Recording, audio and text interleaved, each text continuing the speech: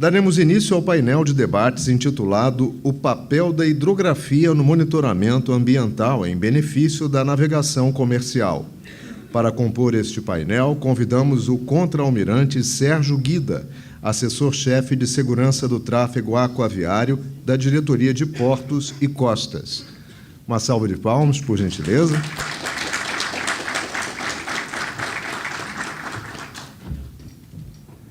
Convidamos o capitão de mar e guerra Helder Puia, gerente de apoio técnico da praticagem de São Paulo.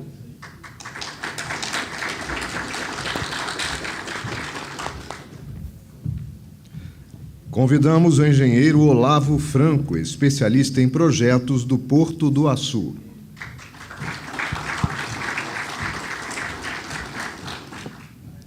E para atuar como moderador, convidamos o capitão de mar e guerra José Guilherme Tome, integrante da diretoria da Sociedade Brasileira de Hidrografia.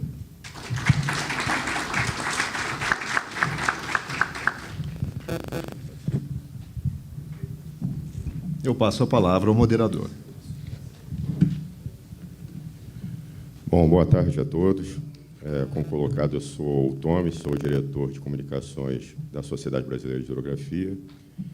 Cumprimento a todos e gostaria de dizer que é um prazer, uma honra estar aqui debatendo esse assunto de extrema relevância para o Brasil, que é o papel significativo da hidrografia para o monitoramento das condições ambientais portuárias. Todos nós sabemos que os portos, que o comércio marítimo brasileiro representa 95%, o tráfego marítimo representa 95% do comércio nacional, e os portos são essa área de intermodalidade, né, entre o transporte terrestre, ferroviário e o marítimo. Então, o conhecimento das condicionantes ambientais dessa região extremamente sensível, que por suas próprias características de segurança da navegação e restrição para a navegação, que isso é normal nas áreas portuárias, são áreas normalmente de águas restritas, as manobras. Então, a hidrografia torna-se estratégica, tal qual foi colocado pelo almirante Linhares, aqui o DHN. Nós precisamos incentivar cada vez mais que as administrações portuárias, dos terminais privados e públicos, tenham a perfeita noção e conhecimento de ter profissionais, hidrógrafos, oceanógrafos, engenheiros, capacitados para bem entender o meio ambiente aquaviário dessas regiões, em proveito da navegação. Não apenas para a proteção ambiental, que é outro fator muito relevante, mas também em prol da segurança da navegação e dessa área estratégica para o poder marítimo nacional. Então, dito essa parte inicial, eu gostaria de passar a palavra ao almirante Guida, que vai fazer sua primeira explanação. O almirante Guida, ele é o assessor-chefe da segurança do tráfego aquaviário da Diretoria de Portos e Costas. E, então, com a palavra, o almirante Guida, para suas primeiras palavras. Apresentação. Almirante Aberto, com licença, em nome do qual cumprimento toda a nossa plateia, meus colegas de mesa redonda, Olavo, Helder, tá, e meu moderador, que não é colega de turma, a gente tem colegas e amigos de turma, né? Então, o Tome é um amigo de turma, então fico muito feliz em ter o Tome como meu moderador aqui.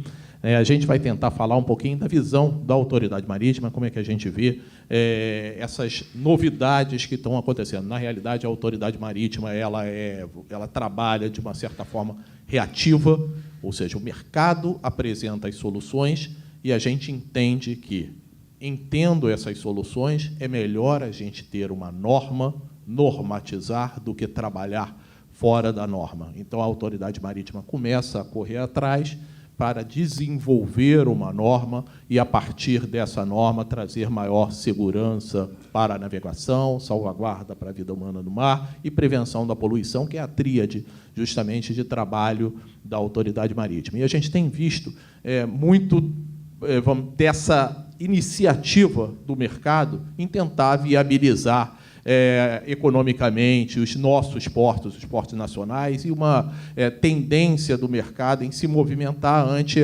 alguns problemas e algumas coisas que nós já estamos verificando dentro do próprio mercado. Primeiro, os desafios. Hoje, os navios eles acabavam, de uma certa forma, sendo limitados pelos canais de Suez e o Canal do Panamá, os tamanhos dos navios. Então, a gente passou pelo, vamos dizer assim, o Suezmax, passamos pelo Panamax e agora pelo New Panamax, mas agora, com a tendência dos canais terem problemas, o Canal do Panamá com problemas de navegabilidade em função das questões de água lá no Panamá, e Suez com os problemas da guerra, é uma região que a gente sabe que é bastante conturbada, nós estamos verificando a tendência cada vez maior de termos navios fora desses padrões, ou de padrões maiores do que o New Panamax e também o Suezmax.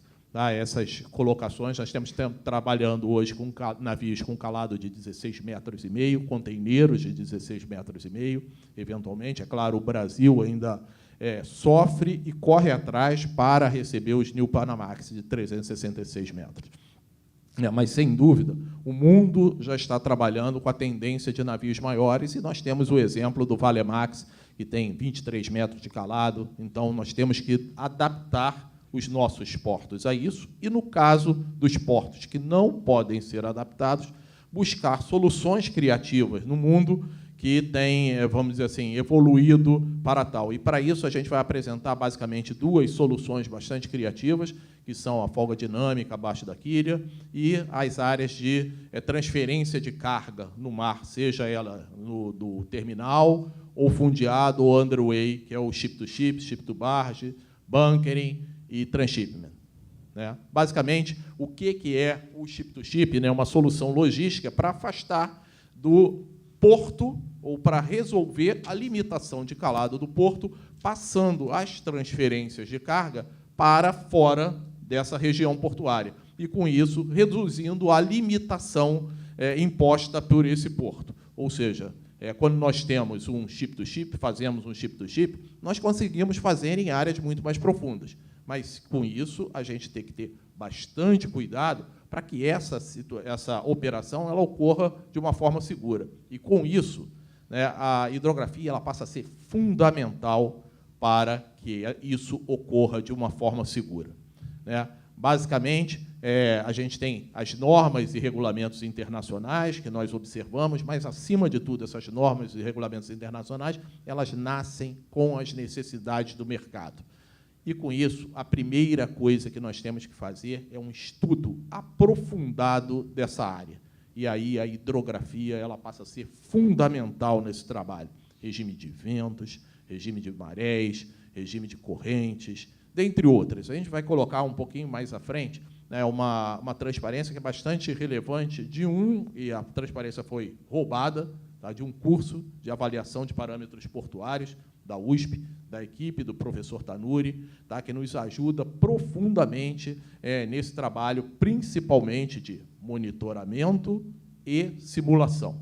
Todos esses dados que são coletados, esses dados meteorológicos, eles entram dentro de uma planilha ou dentro de um software de simulação, e essa simulação ela é feita. Na realidade, essa simulação ela é feita em todos os processos, não só na parte de ship-to-ship, mas também folga dinâmica abaixo da quilha e também nos novos terminais.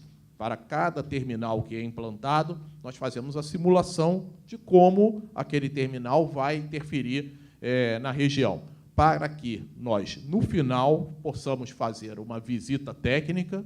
Tá? Essa visita técnica ela vai avaliar todas as condições dos navios envolvidos, o aspecto de pessoal, a parte de pessoal, se esse pessoal efetivamente está capacitado para fazer o ship-to-ship, se é uma tripulação que tenha conhecimento para fazer essas operações, e, a partir daí, nós geramos uma norma que, em síntese, o objetivo dessa norma é garantir que essas operações possam ocorrer de uma forma segura. Como eu pude falar, tá, esses são os dados metoceanográficos que são coletados e são necessários para que nós possamos fazer a simulação. É neste momento que esses dados são extremamente importantes. Nível de água, correntes, ventos, ondas, batimetria, dentre outras coisas. E isso daí faz com que nós possamos avaliar a influência nos escalados permitidos para operações, segurança e possibilidade de manobras, limites, por exemplo, de vento e de mar, que podem ser colocados para que essa manobra possa ocorrer de uma forma segura, e segurança das próprias estruturas portuárias. Quando, por exemplo, você faz um ship-to-ship atracado, tá? Como essas estruturas portuárias, quais são os limites, elas podem reagir a esse tipo de operação. Né? E essas são as operações que nós temos. Né? É claro que nós evitamos, não colocamos todas, mas são as mais interessantes, né, que é o transbordo de ganéis líquidos, que é o ship-to-ship. Há também a possibilidade de transbordo de ganéis sólidos, que leva o nome de transshipment, o transbordo de ganéis sólidos, como está colocado, e o bunkering. Né? O bunkering é uma coisa que é bastante relevante no Brasil. Nós não tínhamos essa operação aqui no Brasil, porque o nosso bunker produzido a partir do petróleo da bacia de Campos, ele era praticamente um subproduto que era exportado a preço de banana. Hoje, como nós estamos produzindo petróleo a partir da bacia de Santos, que tem um nível de enxofre muito menor, o nosso bunker ele passou a ser bastante relevante como produto bunker em si. Tá? Aí no Maranhão, nós estamos fazendo, foi o primeiro porto que nós estamos fazendo um bunker offshore, né? A DPC acabou de regulamentar isso, e tem uma empresa que já está trabalhando nisso, já está aplicando, já tem uma segunda empresa aplicando para o Maranhão, e essa primeira empresa está aplicando para outros portos, para que a gente possa efetivamente transformar isso em divisas para o nosso país. Bem, as operações de transbordo de carga, como eu falei, elas já ocorrem em diversas partes do mundo, mas no Brasil elas são bastante relevantes. Por exemplo, grande parte do nosso petróleo ele nem toca no nosso litoral. Ele é transbordado fora do litoral e daí ele é exportado. Há 3 tipos de operações, como a gente já falou, que é o ship-to-ship atracado, tá? O fundeado, que é num quadro de boias, normalmente, e tem uma operação que é bastante interessante, que para a gente de marinha a gente faz desde criança, né? Que é a carga leve, né? É o ship-to-ship underway, com a diferença que os navios, ao invés de passarem cabos e passarem mangotes, eles atracam um a contrabordo do outro e fazem essa operação em movimento. É claro que isso é extremamente importante, que a hidrografia haja, porque os parâmetros, vamos dizer assim, de monitoração, principalmente ambientais, eles são extremamente relevantes para que a gente possa efetivamente estabelecer quais os limites que essas operações possam ocorrer. Mudando de assunto, nós temos a folga dinâmica abaixo da quilha. Nós hoje temos 8 terminais autorizados a essa folga abaixo da quilha, que ele utiliza fundamentalmente dados ambientais, através de medição de equipamentos, e isso tudo leva em consideração as previsões meteorológicas desenvolvidas especificamente para as regiões de cada porto. É claro que a gente tem que analisar de uma forma inicial essas previsões, monitorar, e o monitoramento, depois a gente vai falar, que é extremamente importante. Essa folga dinâmica abaixo da quilha, ela não é uma coisa que é estabelecida e fica estática para o resto da vida do porto. Não, esse monitoramento ele tem que ser constante, e aí o trabalho da hidrografia é fundamental para que esse monitoramento continue e a gente consiga ajustar esses parâmetros para mais ou para menos, de acordo com as necessidades, sejam as necessidades de mercado, sejam as necessidades de segurança. Eu acho que é sempre uma balança que tem que ser pesada. O que o mercado necessita versus o que a segurança nos exige, sempre que essa balança deve pender para a segurança, e assim a autoridade marítima pensa. Né? As vantagens são a obtenção de janelas de marés mais acuradas, onde a gente possa fazer as operações de uma forma mais segura e mais eficiente. Os senhores imaginam, num navio gigantesco, o quanto, principalmente o graneleiro, né, o quanto o ponto 1 de calado que se consiga, ponto 2 de calado que consiga, significa encarga. E isso tudo é eficiência vamos dizer assim, do transporte aquaviário. Nós temos sempre que pensar que essa eficiência ela é extremamente importante, significa, em síntese, lucro para o armador, lucro para todos os envolvidos no processo, lucro para a autoridade portuária também. Aprimoramento dos monitoramentos meta-oceanográficos, garantindo essa eficiência operacional. Acho que o Olavo vai poder falar o quanto esse trabalho ele influencia, inclusive, no carregamento, no momento do carregamento do navio. Nós aqui estamos falando do trânsito do navio, ou seja, da segurança do trânsito do navio. Mas o carregamento ele é extremamente importante, ele pode ser acelerado ou reduzido, ou ampliado, tá, em função desse monitoramento meta-oceanográfico. A gente teve a oportunidade de acompanhar recentemente o quanto esse trabalho é bem feito, por exemplo, lá no Porto de Açu.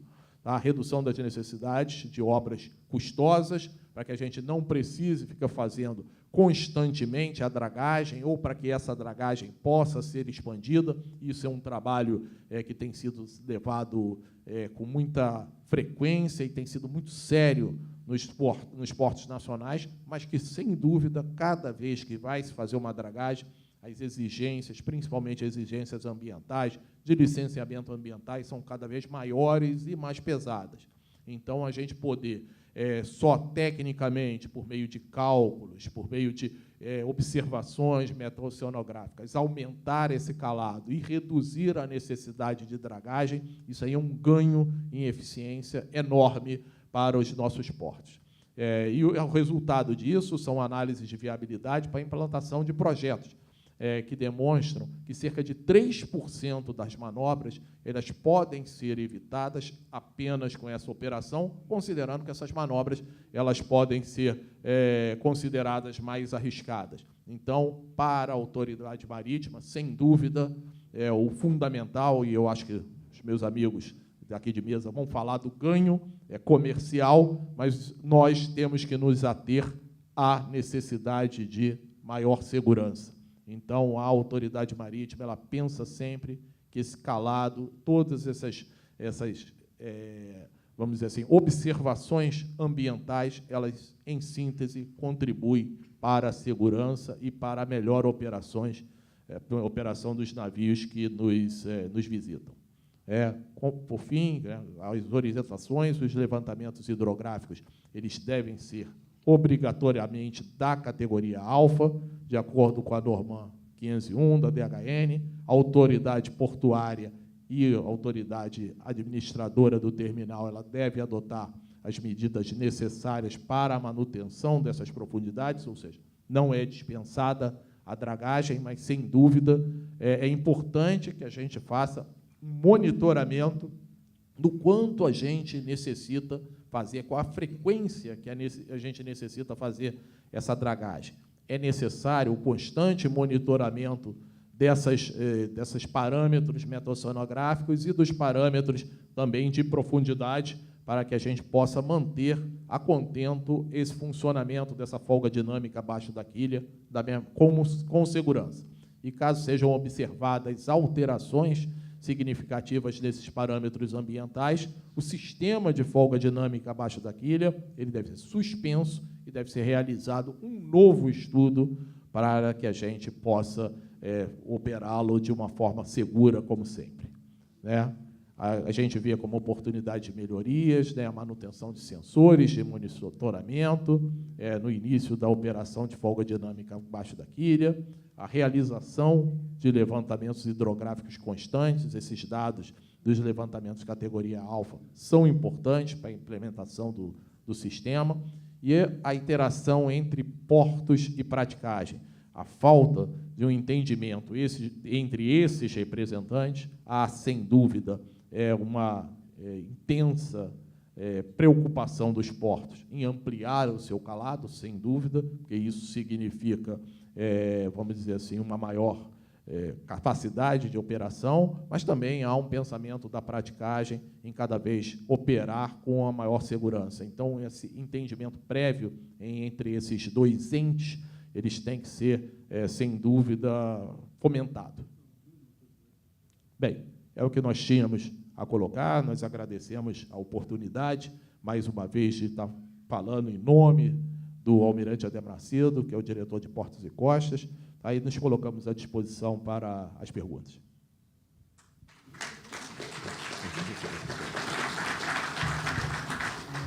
Bom, muito obrigado, almirante Guida, pela visão que nos foi passada da Autoridade Marítima, em especial o setor de segurança do tráfego aquaviário da ADPC, sobre a importância e relevância do monitoramento ambiental e da hidrografia para a segurança do tráfego aquaviário nas regiões portuárias, que são, como eu já coloquei aqui, extremamente sensíveis pelas próprias condicionantes ambientais e dificuldades e restrição ao tráfego dos navios nessas regiões de aproximação, atracação e desatracação nos portos, de uma forma geral, e inclusive aqui no Brasil, né? Então, a partir dessa visão, um fato relevante que eu gostaria de salientar, em relação ao que o senhor colocou, com relação à simulação marítima digital. Nós sabemos que os simuladores, atualmente, eles são embasados em modelos matemáticos e que reproduzem de uma forma muito precisa as condições de navegação desses grandes navios. Porém, os dados de entrada desses simuladores têm que ser também muito precisos. E aí que a hidrografia contribui com a simulação marítima. Já foi colocado pelo almirante Guida, o professor Tanuri, um especialista, também faz um trabalho brilhante lá na USP com relação a isso. E nós sabemos que, se os dados ambientais providos pela hidrografia, pela meteorologia, não forem atuais e precisos, essa simulação, infelizmente, não vai atingir o seu objetivo. Então, esse é um outro fato bastante importante. Bom, agora, uma vez que nós já vimos a visão da autoridade marítima, de uma forma geral, e a importância da hidrografia para a segurança da navegação na área portuária, nós vamos avaliar, ser apresentados agora a estudos de caso, né, de regiões que esse modelo está sendo implantado, tanto no Porto de Santos, o comandante Helder fará sua apresentação agora, e, posteriormente, no Porto do Açu, o engenheiro Olavo também fará uma apresentação da importância, não só para a navegação, que é obrigação de todos nós, mas, principalmente, no caso deles, para a eficiência também da navegação.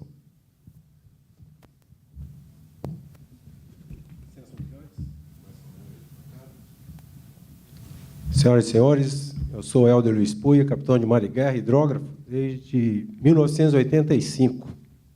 E desde 2011, gerente de apoio técnico da praticagem de São Paulo, responsável pela ZP-16, os portos de Santos e São Sebastião.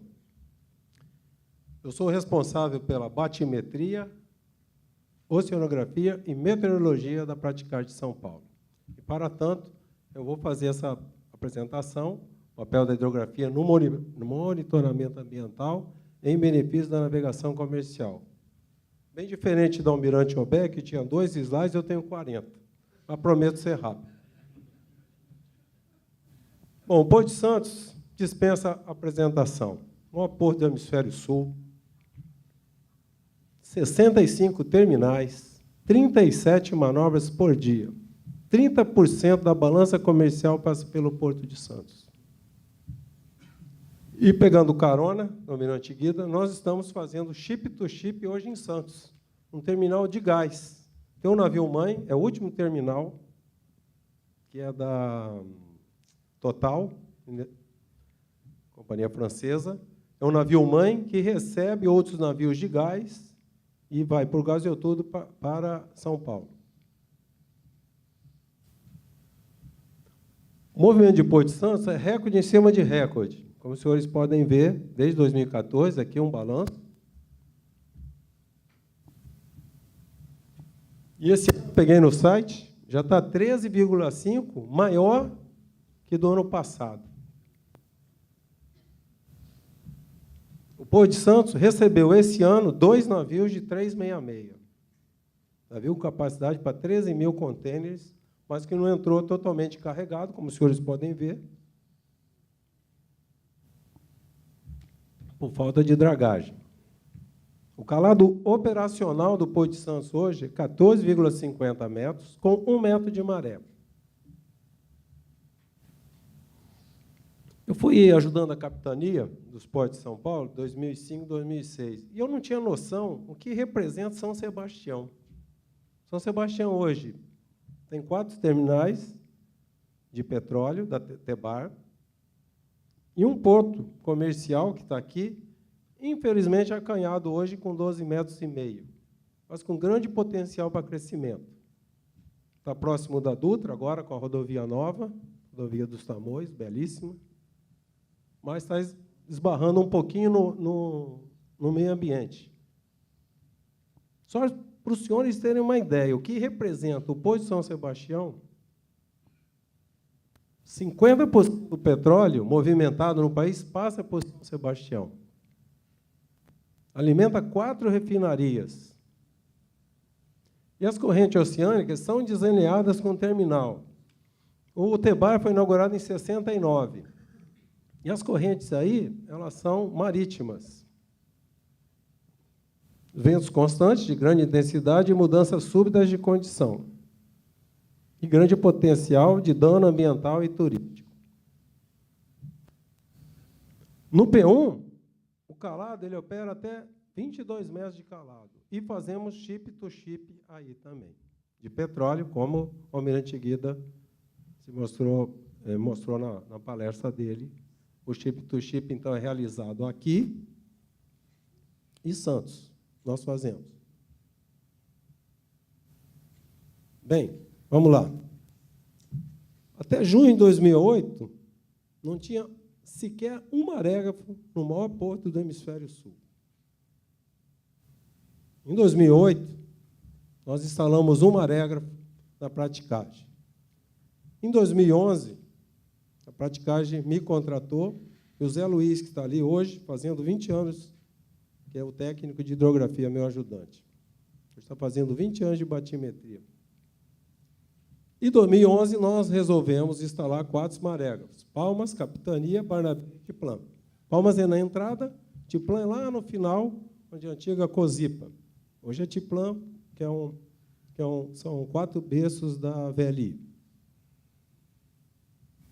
Em junho de 2011, também, nós adquirimos uma lancha para fazer batimetria, porque a autoridade portuária demorava muito para entregar. Entregava até com dados duvidosos.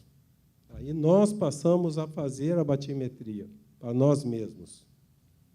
Foi adquirido o monofeixe e, posteriormente, o multifeixe. Aquisição de dados, HIPEC e processamento de CARES RIPS. Eu fui no CHM, qual é o melhor programa? Qual que vocês fazem? HIPEC e CARES RIPS. Nós passamos a adquirir e trabalhar com eles. Isso aqui é um trabalho nosso, é um navio de 50 metros afundado, não prejudica, ele está a 18 metros, então não atrapalha, mas está bem no canal. Em setembro de 2014, aí sim, foi inaugurado o Centro de Coordenação, Comunicações e Operação do Tráfego. Quem faz o controle do tráfego marítimo no Porto de Santos é a praticagem. E com isso,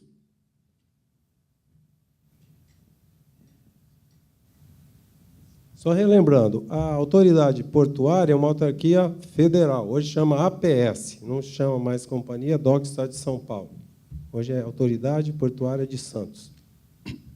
Então, elas nos deu essa competência para fazer esse controle. E com isso, com essa coordenação, nós temos a isenção de ordem de solicitação de manobras, nós que decidimos.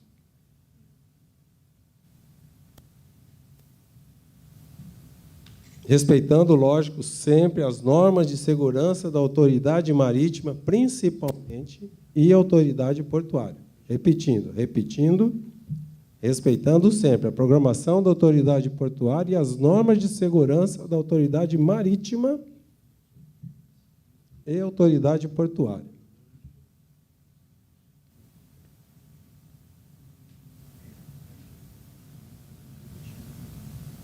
Esse investimento foi, na época, 8 milhões de reais. Lembrando, praticagem é iniciativa privada. 8 milhões dos sócios.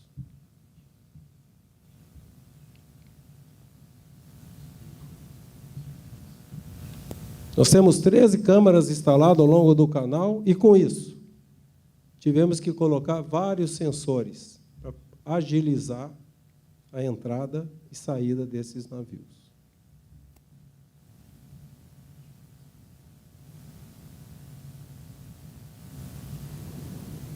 Por exemplo, rapidamente aqui, como eu falei que até 2008 não tinha sequer um marégrafo, isso aqui, vocês lembram, esse fenômeno deu aqui também no Rio de Janeiro, a maré sumiu, diferença de 82 centímetros da prevista para a real. Isso aqui já foi o contrário, uma maré muito alta.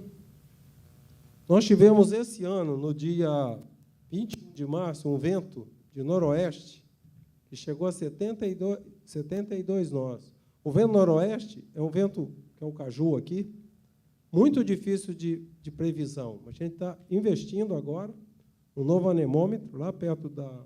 Quem conhece é Imigrantes, perto do pedágio, que é um vento que vem de lá, para tentar não nos pegar de surpresa, que é um vento que pega muita gente de surpresa. Ano passado, no dia 2 de abril, uma onda de 4,40, o porto fecha, tá? Quando chega a 3 metros, e 3 metros de onda e 35 nós de vento, o porto para. Essa onda chegou aqui no Rio também, nesse mesmo dia. E agora sim, eu vou falar do mapa de sensores que nós temos no Porto de Santos. Ele está espalhado ao longo de 36 quilômetros. Infelizmente, a internet não me ajudou aqui, que eu queria fazer online, para a gente ver online.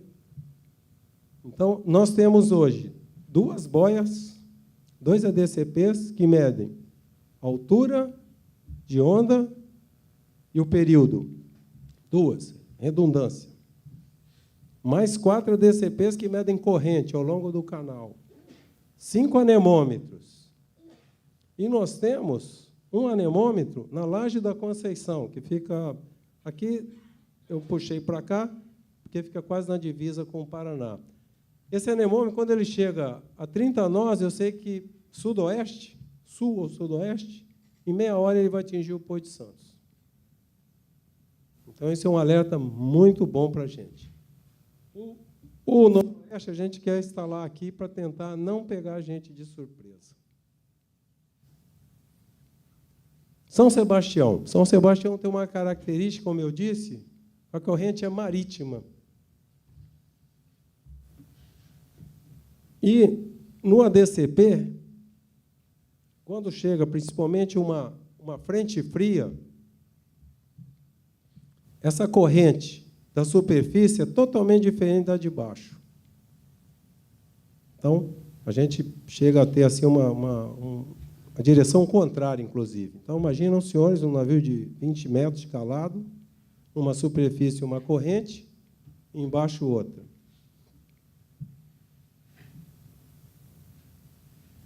Aqui seria... Mas para que tantos dados assim? Principalmente o pretérito. Nós fornecemos dados para a comunidade acadêmica. Já temos 3 convênios. USP, que é o Instituto Oceanográfico, aqui é o professor Belmiro, quem for da academia, foi muito conhecido. Unimonte e Unisanto.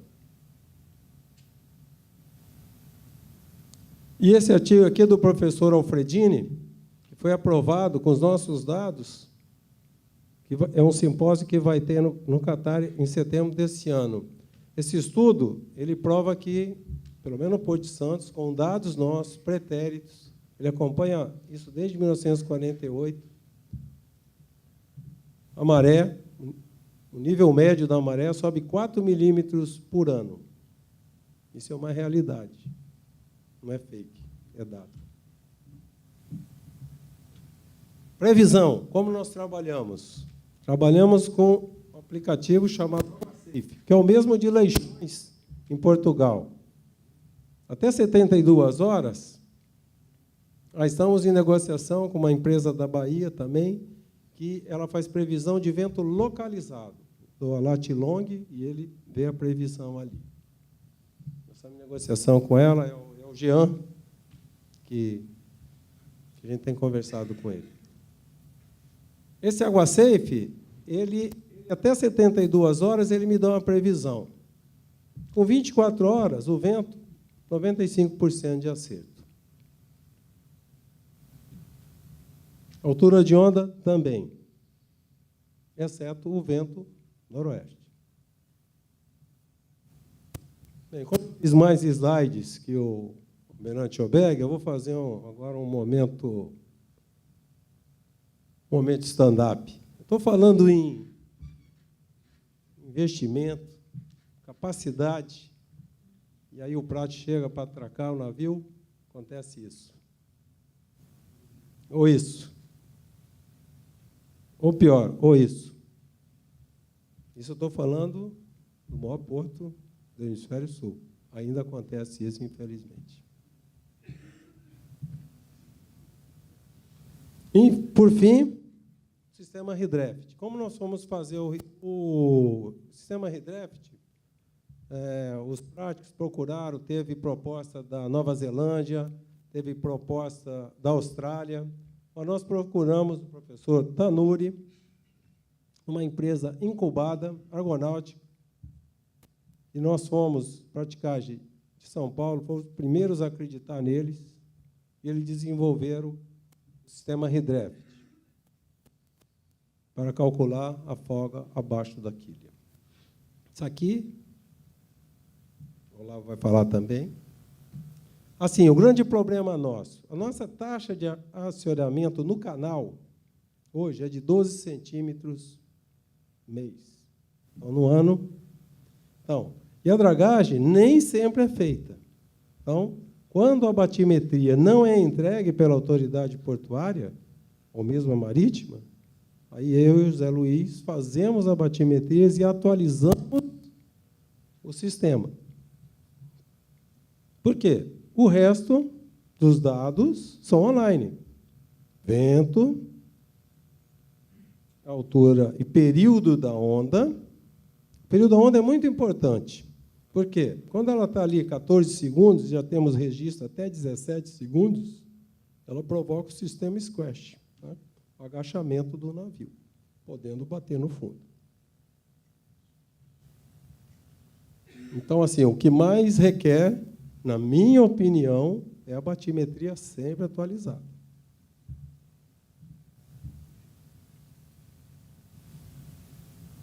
O Redraft é só na parte externa do canal. É um canal em curva com forte influência das ondas no mar.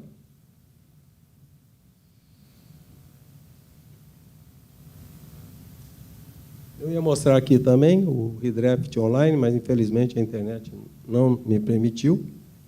Mas a imagem, né, nós já vimos. O resultado final do Redraft é esse aqui, onde o prático pode passar com segurança. Ali, no caso, bem no meio do canal.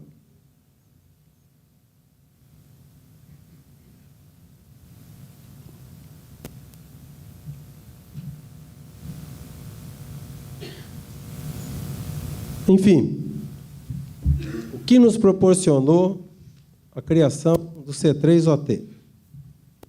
Restrição de calado, 2013, 8 dias, somando, né? Cada minuto. 2014, 7 dias. E 2021, 2 dias com isso.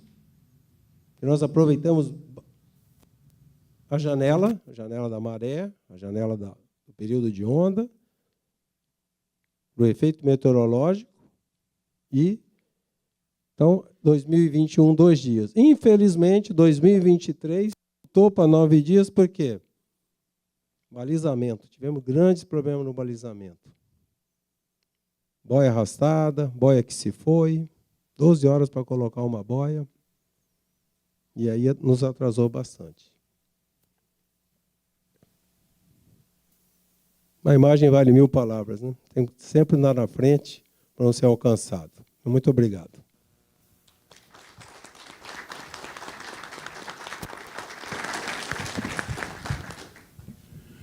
Muito obrigado, comandante Helder.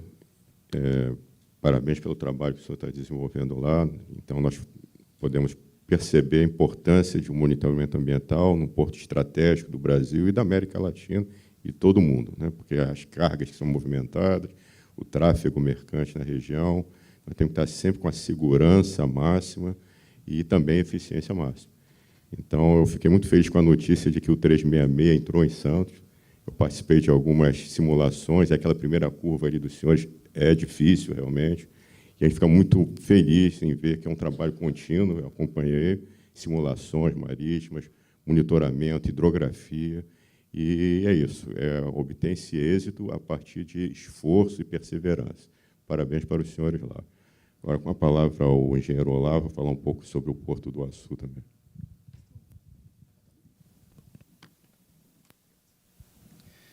Boa tarde, pessoal. Primeiro, agradecer à comunidade por abrir esse espaço para mim, no meio de tantos colegas renomados aqui. Sou mais um operário da hidrografia. No Porto do Açu, sou responsável pelas batimetrias, pelos levantamentos hidrográficos que acontecem no complexo. E hoje eu vou trazer um pouco para vocês como a gente trabalha a hidrografia para suportar a nossa gestão de infraestrutura náutica. Então, entre 3 tópicos essenciais, assim, como a gente movimentou a hidrografia no porto para suportar nossas tomadas de decisão. Aqui, a gente tem 3 tópicos que basearam a nossa gestão de infraestrutura náutica. Vocês podem notar que eu não estou comentando aqui sobre o parque de Metosha, o parque de equipamentos meteoceanográficos. Como o próprio colega aqui da bancada comentou, ele é fundamental para a operação, ele é essencial para a navegação. Então, ele é o ponto de partida. Se o porto está começando agora, ele primeiro precisa ter É incrível, né? 2008, você comentou, né? Não tinha marégrafo. É um absurdo. Mas o trabalho foi desenvolvido, parabéns ao colega, e a gente entende que o parque de Metosha é o inicial, é o prioritário que você tem que colocar. E, em relação à previsão local, que o colega comentou, a gente também tem lá o trabalho com 2 marégrafos, ondógrafo, visibilímetro, anemômetro, e um trabalho com a Iforcia de previsão local. Então, determinada latitude e longitude, a gente consegue prever o vento, a chuva, todo esse trabalho, e então a gente consegue programar bem nossas operações, principalmente em relação à chuva, né, que impacta algumas atracações. Aqui a gente vai comentar sobre o modelo hidrodinâmico realizado pela COP e o UFRJ, com o professor Paulo coordenando, o monitoramento hidrográfico e a caracterização sedimentológica. Isso tudo baseado em 2 grandes contratos de longo prazo, que é o com uma entidade executante de batimetria, de levantamentos hidrográficos, e com uma empresa de dragagem. Esses 2 contratos, a gente entende que eles foram fundamentais de serem de longo prazo, e aí é uma coisa que eu defendo, porque existe uma curva de aprendizado que é necessária que você dê tempo para o seu fornecedor trabalhar. Uma vez que você faz uma batimetria hoje, no mês que vem você faz melhor, no outro melhor, até que ela chegue num grau de maturação, e a dragagem da mesma forma. Você pode fornecer dados, você pode conversar, fazer todo o alinhamento possível com o seu fornecedor, mas a prática é que leva à perfeição.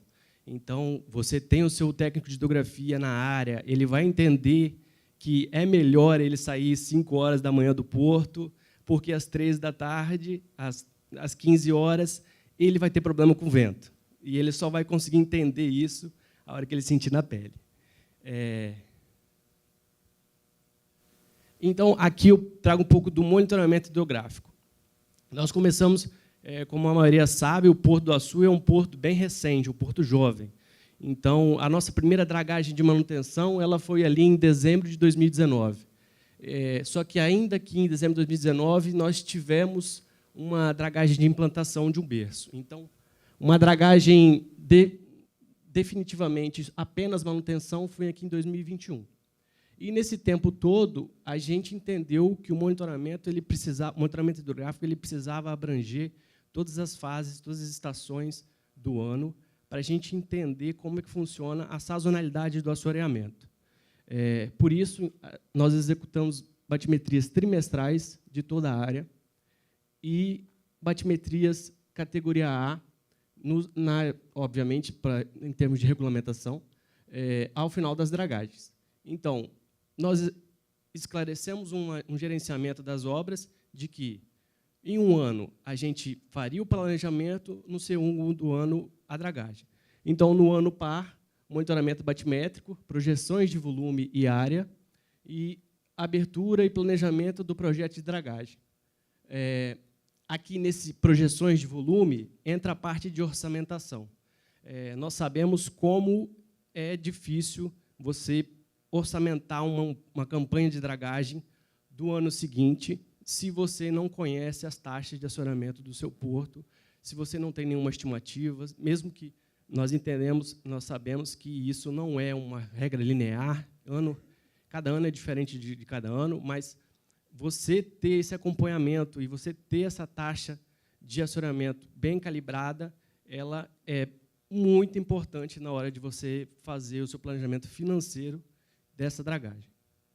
E, no ano de dragagem, obviamente, a gente tem os levantamentos pré, durante e pós, e a continuação do monitoramento hidrográfico. Então, se a gente termina uma dragagem ali em maio, 3 meses após, a gente retorna o monitoramento para entender essas taxas. E aqui eu destaco também a construção do contrato de dragagem de longo prazo, que só foi possível em termos de preço unitário, em termos de confiabilidade do fornecedor, em função de todos os dados que a gente conseguiu coletar e disponibilizar para eles. Porque qual a dificuldade de você pensar num contrato de longo prazo no Brasil? Todas. Além das questões regulamentares, você, quando é um fornecedor e vai trabalhar num período de 10 anos, de 8 anos, você começa a incutir os riscos no seu preço unitário. Então, eu não sei quanto que eu vou dragar no ano seguinte, então eu vou colocar essa margem aqui. Eu não sei qual o material que eu vou dragar, então pode afetar a minha performance, eu vou colocar esse montante aqui. O contrato me diz que eu não recebo stand-by por condição climática, eu não conheço a condição climática, eu vou colocar esse preço aqui. Então, nós entendemos no Porto do Açu que o trabalho devia ser o inverso. Eu vou te fornecer todos os dados disponíveis, eu vou fazer todos os estudos que estiverem ao meu alcance e vou disponibilizar para você. Você vai me trazer o melhor preço, como parceiro mesmo. E foi isso que aconteceu. Essa primeira dragagem aqui, de manutenção, exclusivamente de manutenção, em abril de 2021, ela foi ainda num contrato spot. E ela começou em abril. Só que, depois do contrato de longo prazo, a draguista percebeu, vamos começar em fevereiro, que tem assoreamento menor, tem um clima melhor, eu vou estar aqui com a draga em fevereiro. E percebam, esse dado aqui, esse aqui, a gente já tinha um ano falando para ele, olha, melhor você chegar em fevereiro, vamos começar no início ali de fevereiro, que é findada a janela de tartarugas, né? Mas, é claro, é aquela questão da curva de aprendizado. Antes dele vir, sentir na pele, ele não aprende. Ele vai achar, não, vou dosar meu equipamento está ocupado lá, eu chego em abril, eu faço. Agora, eles chegam em fevereiro. E aqui é só um pouco do exemplo da sazonalidade do assoreamento. A gente observou que as taxas eram mais frequentes, mais altas, no período de inverno e primavera. Então, a gente observa que a dragagem em si, depois de junho, ela fica dificultada. E ela coincide com o pior período, que é setembro, que é horrível em termos de vento e onda no Porto do Açu, e ela coincide com esse pior período para se trabalhar a dragagem. Isso aqui, disponibilizado para o draguista, ele fala assim, olha, eu vou começar em fevereiro, eu não vou entrar em junho, porque vai ficar ruim para mim eu chegar naquela fotografia do fim da dragagem que eu preciso entregar para você.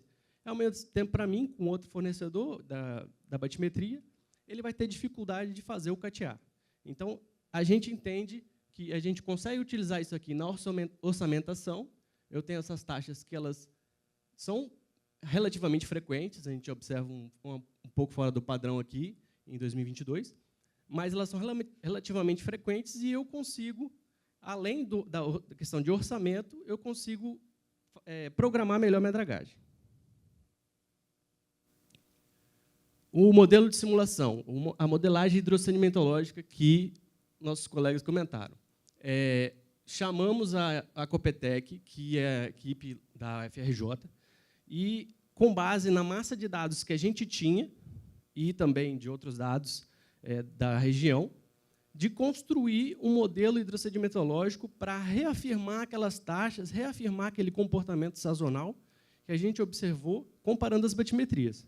Então, esse modelo ele reafirmou aquele acionamento e também nos deu indicativos de origem desse material, que ele vem um pouco que, como a gente já imaginava, ele vem mesmo da foz do rio, Paraíba do Sul, mas também existe uma fonte ao sul que a gente ainda não cravou ainda a localização.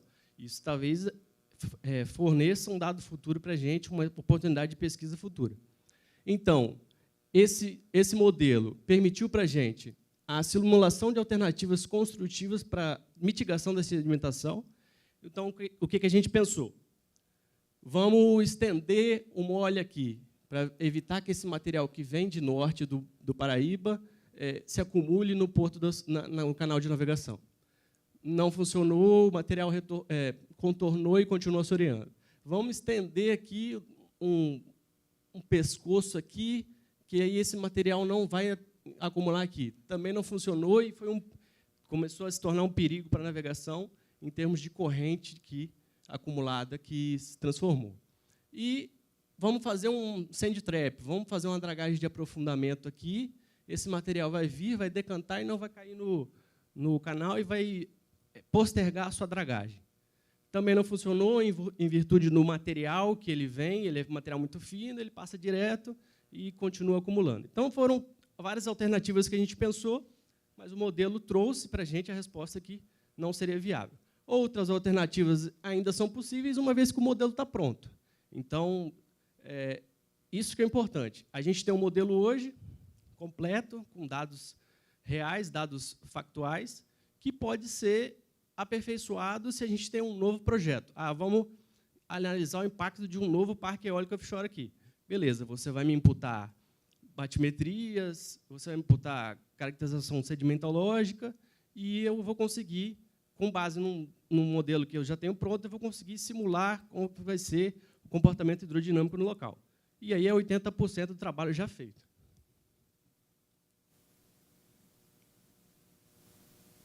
A caracterização sedimentológica foi primeiro um trabalho pensando na dragagem de manutenção. Então, eu preciso dizer para o draguista qual material ele vai encontrar na hora de dragar. E a gente observou a presença de areia, basicamente aqui na parte mais estável do canal externo, e que a dragagem se daria mesmo em lama e silt, que é essa principal área aqui dentro dos moles. E, com isso, observamos também que existia um local que era possível estudarmos a famosa lama fluida. E, com a ajuda da Juliane Carneiro, que faz parte do nosso corpo técnico da Porto do Sul, e é uma sumidade na área, a gente começou a estudar isso com mais profundidade, fazendo levantamentos de dupla frequência, fazendo trabalhos combinados com a dupla frequência e o estudo de reologia, densimetria desse material. A gente conseguiu observar uma camada de material ali e 2 fundos náuticos, né? Com o fundo de 33 kHz e o fundo de 200 kHz, e uma possibilidade da gente trabalhar com o conceito de lama fluida nessas regiões. É lógico, isso ainda é algo não sacramentado no Brasil, mas a gente tem espaço para discutir. E, como eu comentei, a Juliane, ela hoje coordena esse trabalho de inovação no Porto do Açu. O CAIS Açulab é desenvolvido para isso, para fomentar a inovação. Nós temos orgulho de ser pioneiros e abraçar novas ideias, abraçar novas tecnologias. Então, a gente está sempre aberto para ouvir uma startup, ou ouvir uma nova forma de se fazer batimetria. A gente tem muito orgulho disso. O CAIS Açulab existe para isso. E, dentre das iniciativas que o Porto do Açu está produzindo em termos de pesquisa e desenvolvimento, relacionados à hidrografia, a gente tem estudo de navegabilidade em lama fluida e calado dinâmico. O calado dinâmico, a gente já está em processo, em termos de autorização de execução, não está 100% operacional ainda, mas, quando a norma foi lançada, nós já tínhamos todos os dados necessários que a norma exigia para a implementação do calado. Então, a gente se orgulha muito dos dados que a gente coleta e entende que a batimetria apenas ela é um dado valioso, mas, conforme a gente vai trabalhando esse dado, a gente tem possibilidade de enriquecer esse dado. Então, a batimetria hoje ela está envolvida no calado dinâmico, ela está envolvida numa projeção de volume para a orçamentação, ela está envolvida em vários aspectos. E aqui a gente está indo um pouco além, porque a gente sempre vai além. Então, a possibilidade de navegar em lama fluida no conceito de calado dinâmico. Então, também temos o redraft lá, e como poderíamos incutir essa navegação, esse fundo náutico, no sistema do redraft. E o reuso da lama da dragagem na construção civil, com a construção de blocos cimentícios e todo esse tipo de material que é muito material que a gente hoje despeja no oceano, nos botaforas marítimos, mas que hoje a gente pode pensar numa outra alternativa, num reuso, algo que seja mais sustentável. Para finalizar aqui, conforme meus colegas comentaram, o Porto do Açu hoje tem como principal impacto de emissões a dragagem. Então, sempre que a gente fizer uma dragagem mais curta, uma dragagem com menos viagens ao Botafora, a gente está reduzindo o principal impacto do porto hoje. Além das questões comerciais, é muito importante a gente pensar na sustentabilidade, e é isso que o porto busca, primariamente, como sua base fundamental. É isso.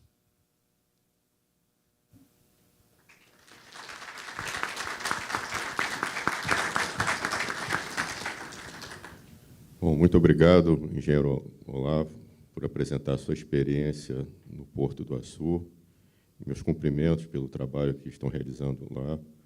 E o senhor foi muito didático ao nos demonstrar a importância da hidrografia contínua, de forma sistêmica, e do monitoramento ambiental em proveito do planejamento e controle de obras de dragagem.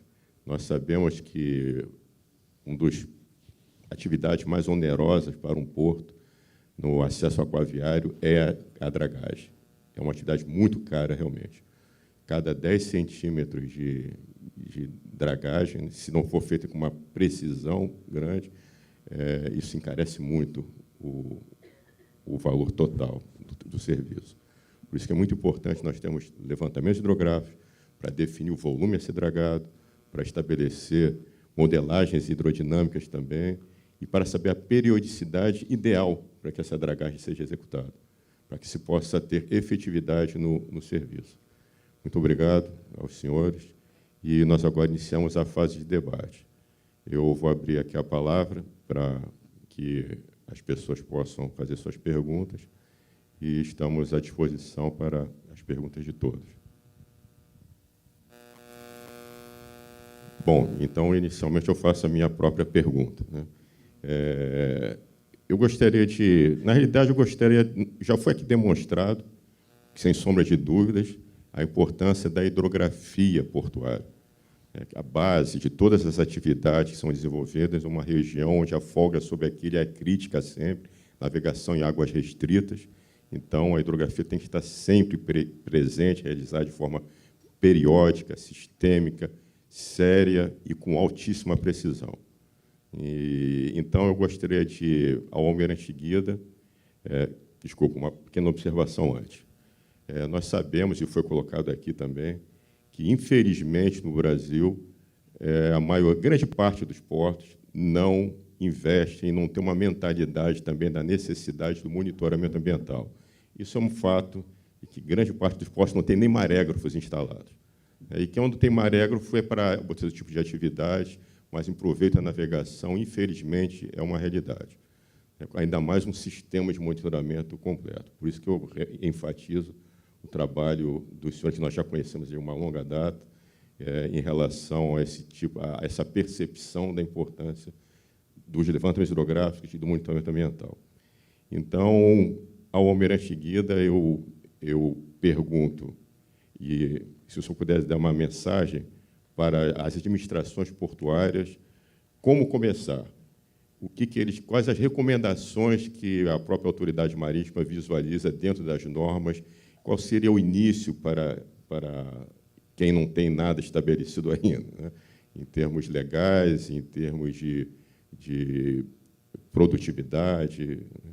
E para os representantes aqui do Açu e de Santos e São Sebastião, que já têm modelos implantados, como motivar e qual a mensagem que os senhores têm a passar para outras administrações portuárias dos ganhos advindos desse modelo que foi implantado pelos senhores? Porque todos nós sabemos que é uma atividade econômica, né? Ninguém vai fazer esse monitoramento se não houver também um retorno. Então, é fato que os senhores já têm os modelos instalados e que há um retorno. Então, qual a mensagem que os senhores deixam para essas administrações portuárias que queiram, a partir de agora, investir? Porque eu não sei onde... parece que há um estudo da OHI, eu não sei exatamente essa fonte, de que diz que a cada dólar investido em hidrografia reverte em $10. Então, nós estamos fazendo um trabalho agora na Barra Norte do Amazonas, que isso aí é facilmente demonstrável, né? Mas fica para uma outra oportunidade, uma apresentação desse trabalho. Então, é isso que eu queria perguntar para os senhores aqui. Muito obrigado. Bem, eu acho que eu vou começar pelo final da tua fala, né, da Barra Norte do Amazonas, né? Eu acho que a primeira motivação que se tem é a motivação para se investir, a motivação financeira. Há algum tempo a gente não pensava, por exemplo, no investimento em hidrografia na Barra Norte do Amazonas ou no Amazonas, justamente porque não tinha carga para transitar lá. Hoje, com a saída de carga, com a saída de grãos, essa via passou a ser extremamente importante. A partir daí, há necessidade de se investir. Hoje, especificamente na Barra Norte do Amazonas, se fala muito em investimentos em hidrografia, lama fluida, entre outros assuntos que nós ouvimos frequentemente na diretoria de Portos e Costas. Então, a primeira coisa que a gente pode dizer primeiro, os portos têm que ver quais são as suas necessidades, quais são os seus ganhos econômicos para se fazer esse investimento. A partir dessa avaliação, eu acho que, sem dúvida, a constituição de equipes, como foi feita aqui no Porto de Santos e no Porto do Açu, equipes dedicadas ao serviço, eu acho que são fundamentais para que nós possamos ter um bom resultado. E o terceiro, eu acho que o investimento em aquisição de dados para um melhor monitoramento e, principalmente, para que nós possamos simular esse uso de simuladores, isso tem sido um ganho fundamental. A diretoria de Portos e Costas hoje não tem feito nada sem simulação. Hoje, inclusive, daqui a pouco, em agosto, nós vamos ter a 4ª turma de oficiais da Marinha cursando um curso de avaliação de parâmetros náutico-portuários. Então, inclusive, o nosso pessoal tem sido capacitado, tá, em observar as simulações, observar toda essa aquisição de parâmetros e as simulações, para que nós possamos analisar todas as obras, todos os, vamos dizer assim, os assuntos que são levados a nós. São obras de terminais, obras de dragagem, obras de aumento de calado de portos, áreas de chip-to-chip, folga dinâmica abaixo da quilha. Então, não tem dúvida que eu acredito que a constituição de equipes dedicadas ou a contratação de empresas dedicadas para esse fim é um grande começo para os portos que ainda não fizeram esse trabalho. Mas eu acho que o grande fator motivador, sem dúvida, é o interesse do porto em aumentar a sua movimentação de carga, né? E o mercado ele é, vamos dizer assim, determinante nesse aspecto. Sem dúvida. Quando a gente comenta sobre o Porto do Açu, o Porto do Açu tem o desafio de prospectar clientes. Então, no momento que você tem um cliente interessado em implantar um cais no seu porto, e você chega para ele, olha, eu tenho essa batimetria que foi feita 2 meses atrás, eu tenho essas N batimetrias que me mostram a taxa de acionamento do local que você pretende utilizar. Eu tenho, se você não acredita somente nesse curto prazo de batimetrias, eu tenho um modelo hidrossedimentológico que me mostra que eu posso replicar N anos, que esse vai ser o comportamento. Eu tenho um parque de Metocean que me mostra quais são as condições de navegação de N anos, de quase 8 anos de observação. Então, eu trago para ele tranquilidade. Venha, seu projeto vai ser estruturado, seu projeto vai ser planejado e vai acontecer conforme você está planejando. E isso é um diferencial para a gente, com certeza. É o que a gente busca, e é lógico, além dos benefícios para a gente, redução de custos. Opa, palavra ali. Mas é basicamente isso. Na prospecção de clientes, essa informação do ambiente em que a gente está inserido é fundamental. Bom, no nosso caso, por exemplo, hoje nós temos cruzamento, que antes não tinha. Qualquer posição do canal, hoje nós fazemos cruzamentos. Outra coisa que nós conseguimos também, saída e entrada simultânea, principalmente de conteneiros de 334 metros. Um saiu, outro já está entrando. Eu falei do vento lá na Laje da Conceição, compensação ao contrário. Bora, vai entrar um vento aqui, daqui 30 minutos, a gente segura um. Então, tudo isso nos deu muita agilidade. E sempre levando a segurança em primeiro lugar, né, sem sombra de dúvida. Mas nos deu muita agilidade. Nicolas Rocha, da DHN. As atividades portuárias estão já prevendo essa tendência do e-navigation, porque serão série de serviços que a autoridade portuária deverá disponibilizar e, dentro de um contexto geral, aqueles portos que não tiverem esses serviços vão ficar um pouco penalizados na parte, principalmente, do seguro, porque as seguradoras que querem preservar os bens dos clientes, obviamente, aumentarão o handicap daqueles portos que não tiverem os serviços que o resto do mundo tem.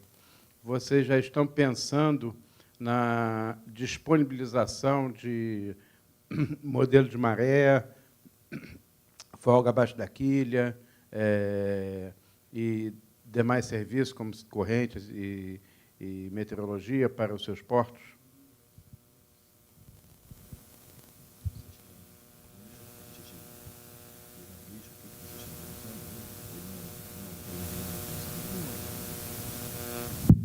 Rocher, deixa eu até... Helder, quer alguma coisa? Bem, deixa eu falar aqui como autoridade marítima, não como autoridade portuária, né? Na realidade, a IMO ela colocou esse, vamos dizer assim, esse conceito, tá, do e-navigation. É uma, vamos dizer assim, uma novidade que até agora a gente vê, acompanha lá na DPC, dentro da Diretoria de Portos e Costas. Isso é a visão da Diretoria de Portos e Costas, que ainda não foi bem assimilado pelas autoridades portuárias nacionais. Tá? Então, nós desenvolvemos um trabalho, tá? Um pensamento, na época até que o Almirante Campos era o diretor-geral de navegação, ele tinha esse conceito bastante assimilado, tá? E nós desenvolvemos diversos trabalhos para receber demandas com relação ao e-navigation, mas até agora nós não recebemos nenhuma demanda de nenhuma autoridade portuária. Tá? E também, nos portos internacionais, a gente também não tem tido essa visão de, vamos dizer assim, de assimilação desse conceito. O que tem se desenvolvido mais é a parte de VTMS, tá? Ou seja, as partes associadas ao VTMS. Tá? Esse conceito do, vamos dizer assim, da aquisição de parâmetros, da disponibilização de parâmetros para os navios ainda não foi bem assimilado. Tá?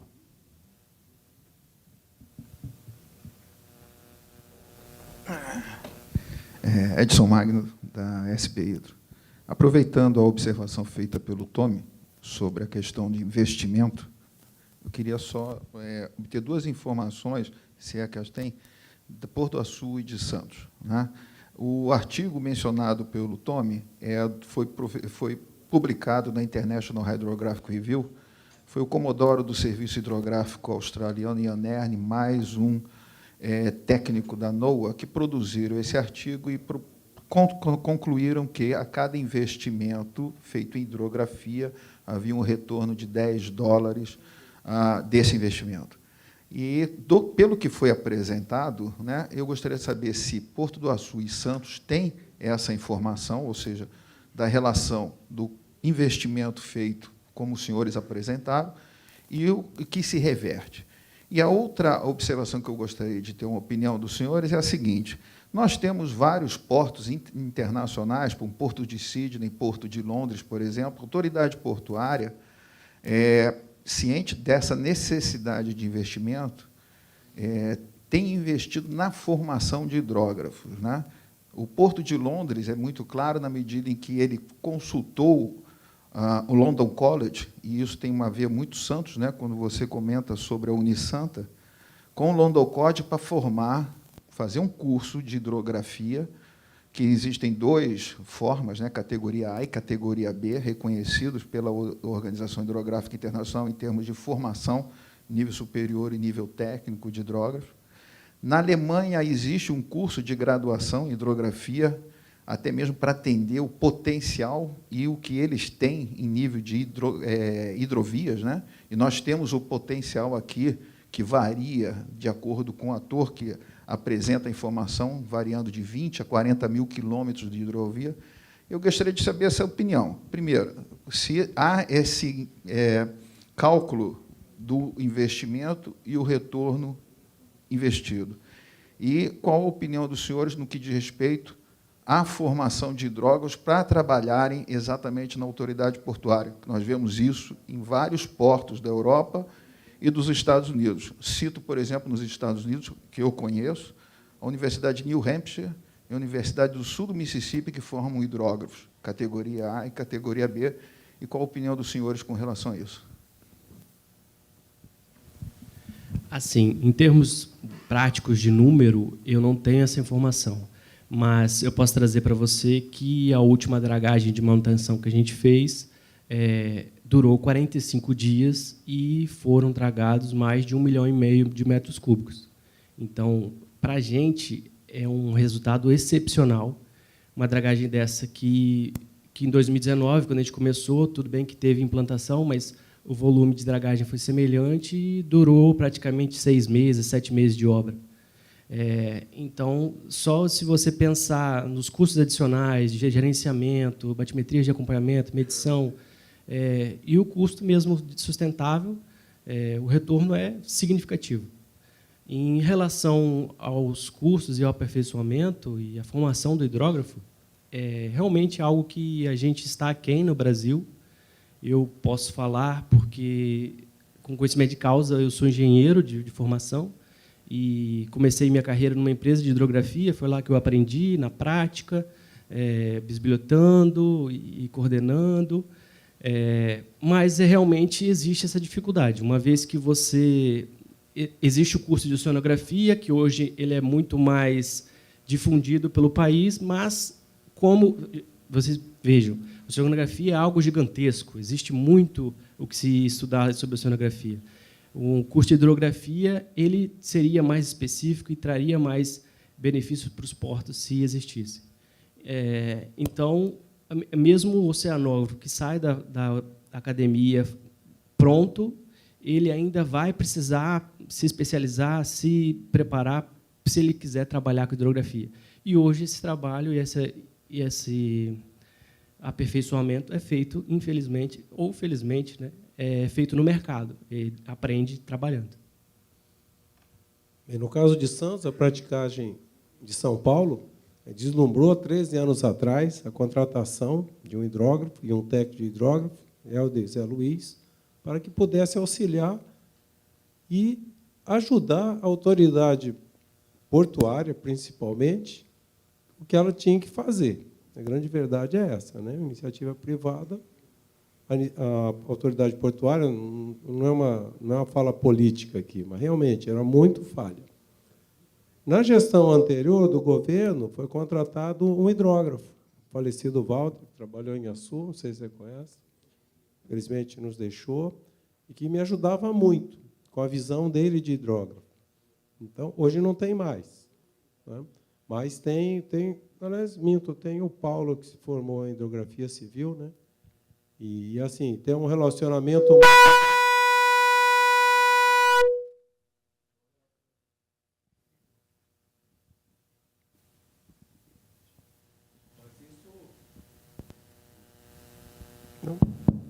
Isso ajudou bastante a praticagem de São Paulo. E a outra coisa legal, né, eu comentei aqui, que são os dados pretéritos, que ficava comigo e um dia, conversando com o professor Alfredini, o professor Belmiro, o professor Tanuri, nós começamos a passar esses dados para ele. E aí começou uma conversa com a academia. Mas isso melhorou muito o desempenho da praticagem em São Paulo, mas foi investimento dos sócios, né, em prol do que alguém tinha que ter feito. Desculpa o comentário, mas isso é verdade.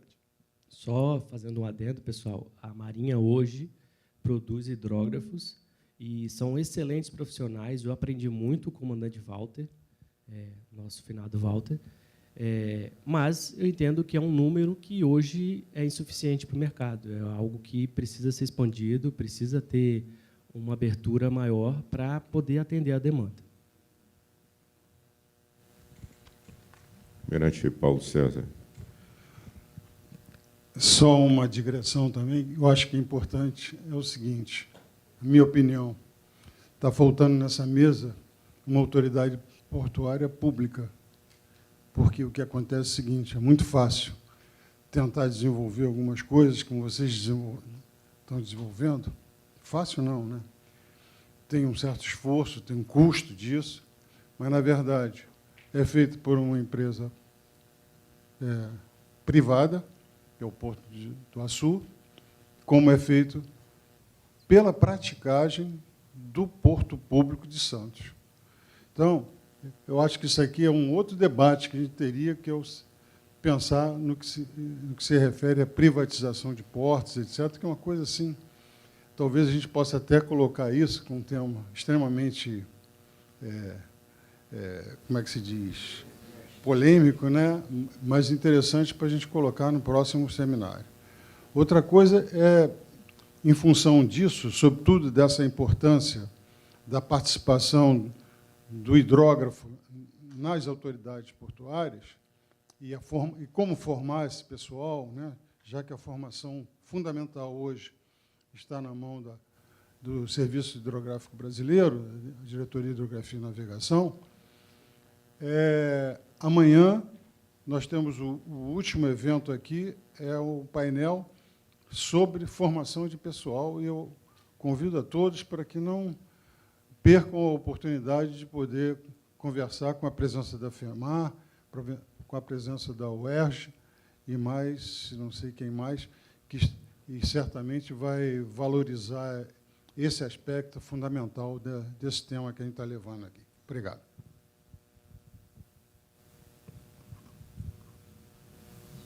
Bom, eu gostaria de agradecer aos convidados, aos palestrantes. Nós hoje aprendemos muito com a experiência dos senhores e temos a certeza de que outros debates virão também, e estejam certos que, como foi demonstrado aqui, a hidrografia e o monitoramento ambiental, que também faz parte da hidrografia, são de extrema relevância para os nossos portos, que, como eu coloquei no início, são responsáveis por 95% do nosso comércio com o exterior.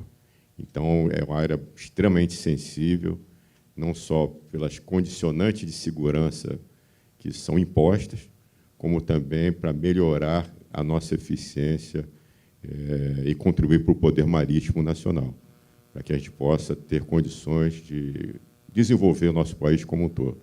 Muito obrigado novamente aos nossos convidados e a todos presentes. Estamos encerrando o presente painel, que, pelo adiantar da hora, eu sei que o assunto é bastante empolgante, mas temos que interromper. Quaisquer perguntas a mais, os senhores, por favor, encaminhem para esse veículo, que nós faremos chegar ao almirante Guida, ao comandante Helder e ao engenheiro Olavo. Muito obrigado a todos.